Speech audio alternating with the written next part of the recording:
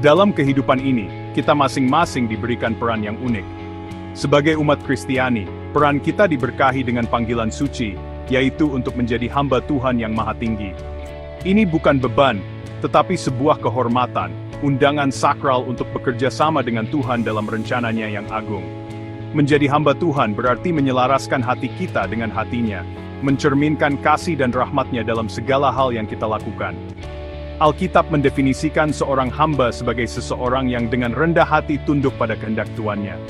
Dalam kasus kita, Tuhan kita adalah Tuhan yang pengasih, yang menginginkan keutuhan dan pertumbuhan kita. Perintahnya bukan untuk membatasi kita, tetapi untuk membebaskan kita dari belenggu keegoisan dan dosa. Saat kita merangkul peran sebagai hamba, kita melangkah menuju kepenuhan jati diri kita yang sesungguhnya.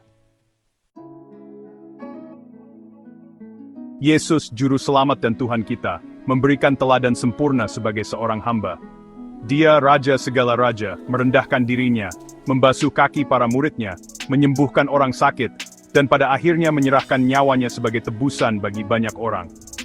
Hidupnya adalah simfoni pelayanan, bukti nyata dari kuasa transformatif kasih yang tulus. Sebagai pengikutnya, kita dipanggil untuk meniru teladannya. Melayani seperti Yesus melayani berarti mengasihi tanpa syarat, mengampuni dengan tulus, dan mengulurkan tangan membantu kepada mereka yang membutuhkan.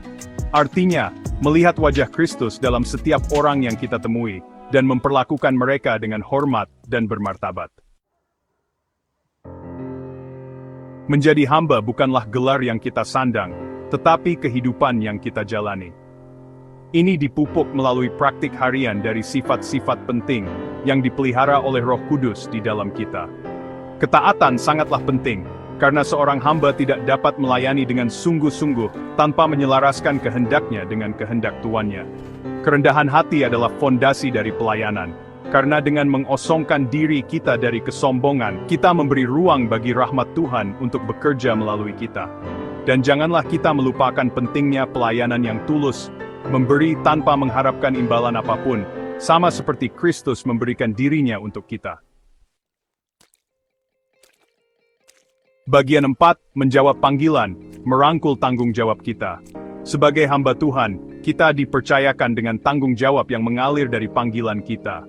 Kita dipanggil untuk menjadi duta Kristus, membagikan kasih dan pesan-pesan harapannya kepada dunia yang sangat membutuhkan.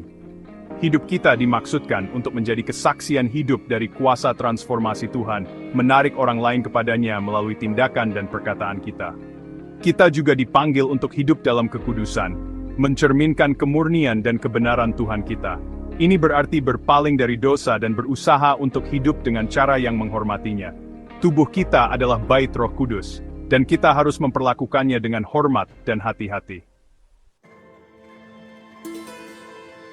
Bagian 5, hamba yang setia, menuai pahala kekal. Kehidupan seorang hamba mungkin tidak selalu mudah. Akan ada tantangan, pengorbanan, dan saat-saat ketika kita merasa lelah. Tetapi janganlah kita berkecil hati, karena jerih payah kita di dalam Tuhan tidak pernah sia-sia. Hamba yang setia dapat yakin bahwa usaha mereka dilihat dan dihargai oleh Dia yang mereka layani. Dan betapa mulia pahala yang menanti mereka yang tetap setia sampai akhir. Alkitab memberitahu kita bahwa kita akan mendengar kata-kata, "Baik sekali perbuatanmu, hamba yang baik dan setia. Engkau telah setia dalam perkara kecil, aku akan memberikan kepadamu tanggung jawab dalam perkara yang besar. Masuklah dan turutlah dalam kebahagiaan Tuanmu." Inilah harapan yang menopang kita, janji yang membuat setiap pengorbanan menjadi berharga. Oleh karena itu, marilah kita menjalani perlombaan ini dengan tekun. Marak kamjong defeatis in spoil, yang meneliti kita.